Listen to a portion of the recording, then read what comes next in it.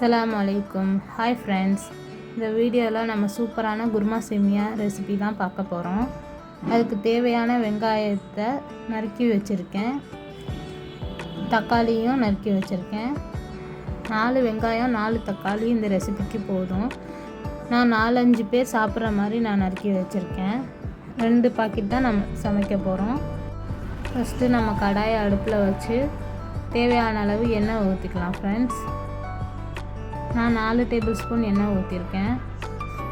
கொஞ்சோன்னு கடுகு போட்டு தாளிப்பு கொடுத்துக்கோங்க. கடுகு நல்லா வெடிக்கட்டும். நல்லா வெடிக்குது கடுகு.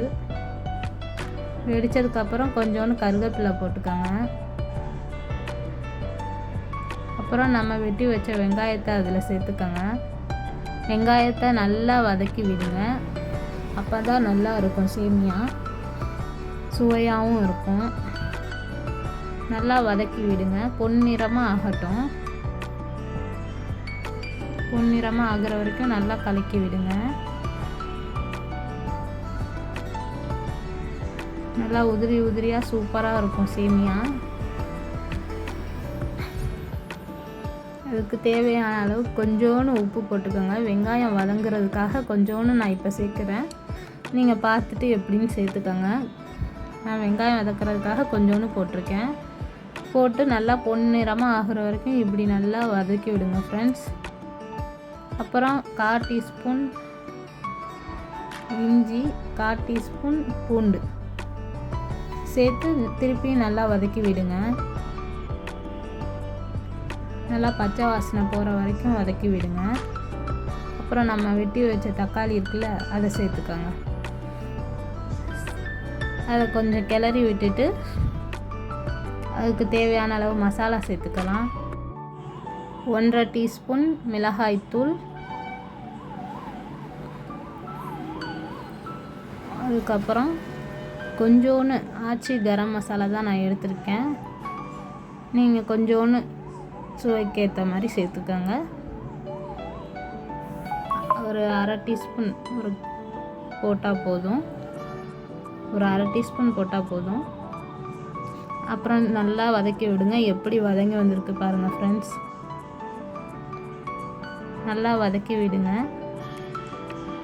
இந்த மாதிரி வதங்கணும். வதங்கினோன்னே ஒரு சின்ன செம்பு அளவில் ஒரு 1.25 செம்பு தண்ணி ஊற்றிருக்கேன். 2 பாக்கெட் சேமியாவுக்கு 1.25 அளவு நான் தண்ணி ஊற்றிருக்கேன். அப்போ தான் நல்லா உதிரி உதிரியாக வரும் சேமியா.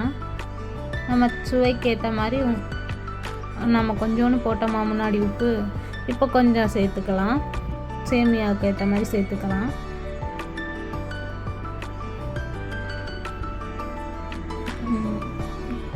சேர்த்து நல்லா கலந்து விடுங்க. கலந்து விட்டு ஒரு மூடி போட்டு மூடி வச்சுருங்க. 5 நிமிஷம் கழித்து பார்ப்போம். நான் இன்றைக்கி அணில் வறுத்த சேமியா தான் சேர்த்துருக்கேன். 2 பாக்கெட் சேர்த்துருக்கேன். நாங்கள் ஒரு 5 பேர் சாப்பிட்றதுக்காக 2 பாக்கெட் சேர்த்துருக்கேன். நீங்கள் உங்களுக்கு எவ்வளோ தேவையோ அவ்வளோ சேர்த்துக்கோங்க. இப்போ நல்லா கொதிச்சிருச்சு. மூடியை திறந்து பார்ப்போம். வாசனை நல்லா இருக்குது. நல்லா கலந்து விடுங்க. அதில் சேமியாவையும் சேர்த்துக்கோங்க. நல்லா கொதிச்சிருச்சு. இப்போ சேமியா சேர்த்துக்கலாம். சேர்த்துட்டு 2 பாக்கெட்டையும் சேருங்க. சேர்த்துட்டு மெதுவாக கலந்து விடுங்க.